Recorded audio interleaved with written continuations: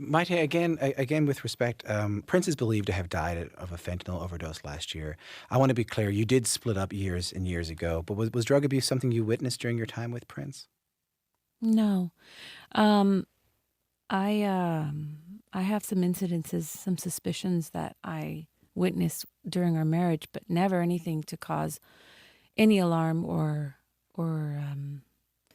I mean, if something would have happened like that now, I probably would have addressed it and What do you kept my eye on. What do you mean? It was early into our marriage. They found him. He had taken aspirin with wine, and he had taken enough to where he needed to get his stomach pumped. And I remember going to the hospital and asking him what happened, and he's like, "I had a migraine," and I believed it. I mean, because we were at a happy place in our life, and I mean, I think now I probably would have been like, "Okay, what's going on?" But I didn't. Um, I'd known him for so long, and I'd never seen him drunk ever. Right. I'd never seen him drugs, no way. And we were in Amsterdam. I remember we were in Amsterdam, and you smell it. I remember being on the stage and like just looking at him, going, "What is that?" And he's like, "That's marijuana." I was like, It's. I mean, we never. It just wasn't part of our life. So, and then there was another incident where it was he must have been going through something, and he asked me to go up to the room and flush some pills, and I also didn't think it because I just didn't see that. I never saw him act. It just what I mean. You see it. You see someone doing something. If you hang out with them long enough, you're gonna see it. I didn't see it. So, But upon reflecting now, I mean, does it make you reconsider that may have not been aspirin, or make you reconsider the drugs that you were flushing down the toilet?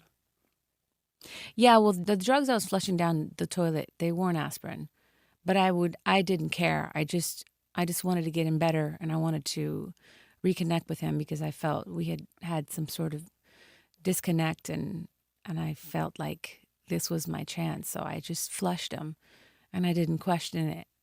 I mean, he had a lot of things in his life. We don't think about it, but he didn't have a relationship with his father, and he really loved his father. And I don't know all that. I mean, we all have our things, and I guess he just didn't want to share it. I don't know. I mean, now, yeah, I'm like that with anybody. If anybody takes anything and I see repetition, I'm like, what's going on? Let's talk about this. Do we need to go see someone? Do we need to go? I mean, I'm very alert and aware of stuff like that. Yeah, because one thing you describe in the book is that Prince was reluctant sometimes to seek out medical advice, and I guess I get the feeling from reading it that it seemed like he was reluctant to seek out medical advice for religious reasons. I mean, how do you feel? Again, now looking back, how do you feel about that part of his story? It makes me sad. I mean, there was a lot of, I mean, his religious beliefs. I wasn't around during that time. I decided I didn't want to be a part of that because I almost did need to get a blood transfusion, and I just didn't agree with it.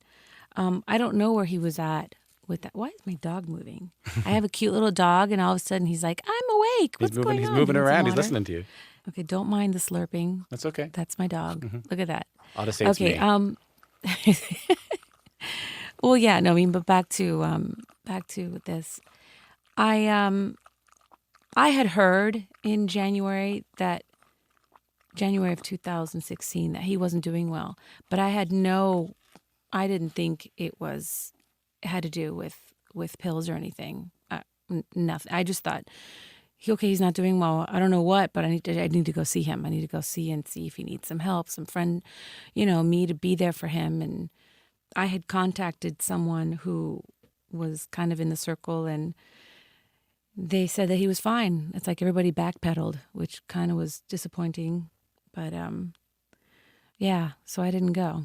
I guess when you're surrounded by Again, we talk about the good part of being surrounded by so many people and having people to install pianos for you, and what a beautiful thing that was for him. But I guess it can also be quite hurtful, where people maybe aren't necessarily honest. Yeah, I mean, there's certain people that just don't want to lose their job, and then some people that it's just yeah.